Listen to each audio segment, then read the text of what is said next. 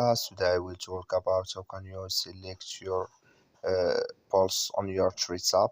We're going to figure out the solution or know how you can do that on your app. So all you have to do, just go down, click on this sign down here.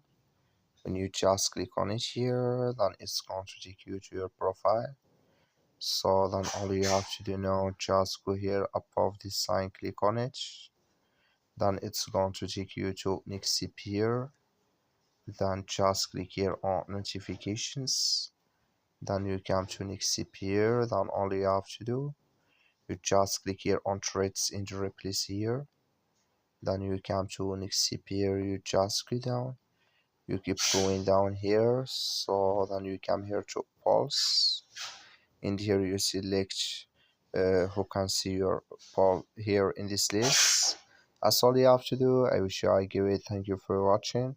Don't forget to support us by liking, subscribe.